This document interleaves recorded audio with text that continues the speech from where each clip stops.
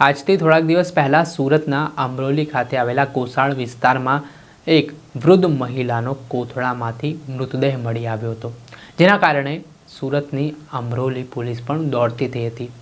ઘટનામાં કહેવાય રહ્યું છે કે કોસાળ વિસ્તારમાં થોડાક જ અંતરે જે કચરા પેટી આવેલી છે ત્યાં આ એક થેલો પડ્યો હતો અને સ્વચ્છતા કર્મચારીઓ છે તે આ થેલો છે તેને ઉચકીને કચરાના વાનમાં નાખી રહ્યા હતા. દરમિયાન ભારે વજનદાર આ થેલો હોવાથી સ્વચ્છતા કર્મચારીઓને શંકા જાય છે.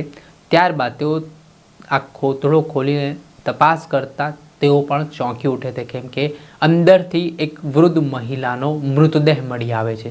આ ઘટના બાદ અમરોલી પોલીસને જાણ કરવામાં આવતા અમરોલી પોલીસે તપાસની ધમધમાટની શરૂઆત કરી હતી. બીજી તરફ જે આરોપી પરવેઝ છે તેના દ્વારા થોડા દિવસ પહેલાં તેની માતા ગુમ થઈ હોય તેવી ફરિયાદ પણ આપી હતી. ઘટનાની ગંભીરતાને લઈને સુરત ક્રાઇમ બ્રાન્ચ પણ આ તપાસમાં જોડાઈ હતી.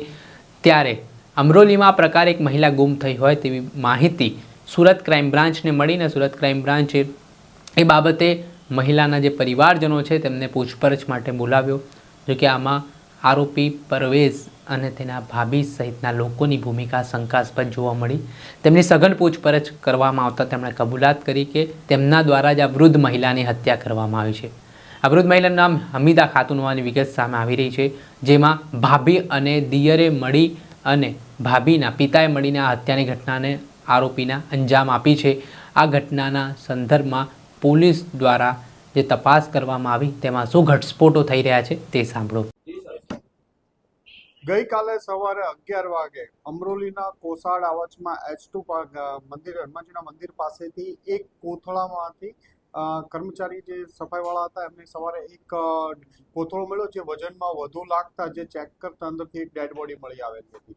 અને હાથ પગ એક 50 થી 55 વર્ષની ઉંમરની લેડીના હાથ પગ બાંધેલા હાલતમાં મળી આવી હતી. અને આ અનડિટેક મર્ડરનો ગુનો પ્રાથમિક દ્રષ્ટિએ લાગતો હતો. આ અનડિટેક ડેડ બોડી મળ્યા પછી ક્રાઇમ બ્રાન્ચની ટીમ, અમરોલી પોલીસની ટીમ, અલગ અલગ ટીમો કામે લાગેલી હતી. દરમિયાનમાં એક ઇન્ફોર્મેશન મળી કે આગલા દિવસે અમરોલી પોલીસ સ્ટેશનમાં એક 55 વર્ષની હમીદા ખાતુન નામની લેડી ઘરેથી કંઈ લેવા બજારમાં જાઉં છું એવું કહી અને ગુમ થયેલ છે. એ બાબતની જાણવા જોગ એન્ટ્રી, મિસિંગની એન્ટ્રી એમના દીકરા મોહમ્મદ પરવેઝે કરાયેલી હતી. વેરીફાઈ વધુ ડિટેલમાં ક્રાઇમ બ્રાન્ચની ટીમ દ્વારા અને અમરોલી પોલીસ સાથે રાખીને આ બધું તપાસ કરતા પૂછપરછ દરમિયાન એમના ઘરના ફેમિલીના શંકાસ્પદ માણસો લાગી આવતા હતા. અને ક્રાઇમ બ્રાન્ચમાં એક લીડ મળી હતી કે જે હાથ પગમાં દોરી બાંધેલી હતી એવી સેમ જે ચિંદી હતી એમના ઘરમાંથી પણ મળી આવી.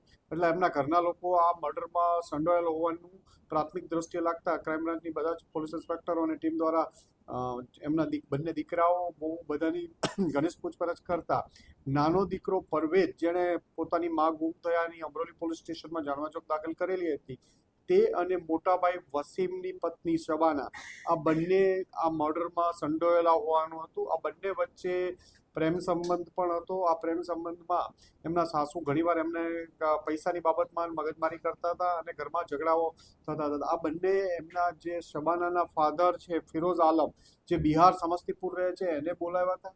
આ ત્રણેય ભેગા મળી ગળું દબાવી દીધું, હાથ પગ બાંધી અને પોટલામાં નાખી અને લાશનો નિકાલ કરવા બીજે દિવસે સવારે આગલા દિવસે 10 તારીખે મારી એક દિવસ ઘરે રાખીને પછી બીજે એક દિવસે બપોર પછીના સમયમાં ઘરમાંથી બહાર ફેંકી અને ફિરોઝ આલમ બિહાર વાપસ જતો રહ્યો હતો.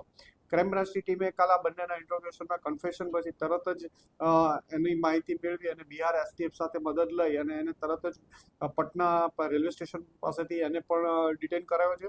ક્રાઇમ બ્રાન્ચની અને અમરોલી પોલીસની એક ટીમ બિહાર પહોંચી એની પણ કસ્ટડી હમણાં મેળવી લેશે. આમ આ ગુનાના 3 આરોપીઓ, શબાના જે મરનારની વહુ થતી હતી, એમનો નાનો દીકરો પરવેઝ અને એના શબાનાના ફાધર ફિરોઝ આલમ, 3 આ ગુનાના મુખ્ય આરોપી હતા. 3 પોલીસ કસ્ટડીમાં છે અને આ બાબતની આગળની તપાસ ચાલી રહી છે. એક એવું છે કે શબાના અને જે વસીમની વાઇફ શબાના છે, જેના મોટા દીકરા, અને પરવેઝ જે નાનો દીકરો જે મર્ડરમાં સંડોવાયેલો, બંને વચ્ચે પ્રેમ સંબંધ હતા. એટલે મરનારની માને કદાચ ખબર પડી ગઈ હોય, આ બાબતના ઝઘડા થતા હોય એના કારણથી. અને બીજું એમના ફાધર ફિરોઝ આલમ અને જે મરનાર લેડી હમીદા બાનુ વચ્ચે પણ કોઈ સંબંધ હોવાનું અત્યારે લાગી આવ્યું છે અને પૂછપરછ પોલીસની ચાલુ છે. હા, એ સ્પેશિયલ બિહાર સમસ્તીપુરથી મર્ડર કરવા માટે આવ્યો હતો. એણે પરવેશને 2 દિવસ પહેલા કીધેલું હતું કે તું જતો રહેજે કામ પર, મને ફરીથી હું તને ફોન કરું ત્યારે આવી જજે, અને સ્પેશિયલ મર્ડર કરવાના ઈરાદાથી જ ત્યાંથી આવ્યો હતો બિહારથી. એટલે હત્યા કરવાનું કારણ કે એમના જે પ્રેમ પ્રકરણ ખબર પડી ગઈ અને એની દીકરી કઈ એટલા માટે. હા, પ્રેમ પ્રકરણના કારણે. દીકરીના પ્રેમ પ્રકરણ. દીકરીનું પ્રેમ પ્રકરણ અને કદાચ એનું પણ પોતાનું પ્રેમ પ્રકરણ મરનાર લેડી સાથેનું. તો હવે તે શું કામ કર્યું? આ જે પરવેશને ત્યાં ફિરોઝ આલમે આવતા પહેલા કીધું હતું કે હું મર્ડર કરવા તારી માને મારી નાખવા માટે જ આવું છું. પછી હત્યા કેવી રીતના કરી છે? ગળાથી દોરીથી ગળું દબાવીને. અને લાશ સગે વગે કરવાનો પહેલેથી પ્લાન હતો? આ લાશ સગે કરવા માટે એ લોકોએ ઘરમાંથી ત્રણેય ત્યાં જે ચીંદી હતી એનાથી હાથ પગ, એમના મરનારના દીકરાએ, એમની મોટા દીકરાની વહુ અને ફિરોઝ આલમ, એ ત્રણેય ભેગા થઈને લાશને હાથ પગ બાંધ્યા, પોટલામાં નાખી, પોટલું બાંધી, ફિરોઝ આલમ એકલો જ એ પોટલું ઉપાડી અને બહાર ઘરથી થોડે દૂર જઈને મૂકીને જતો રહ્યો હતો.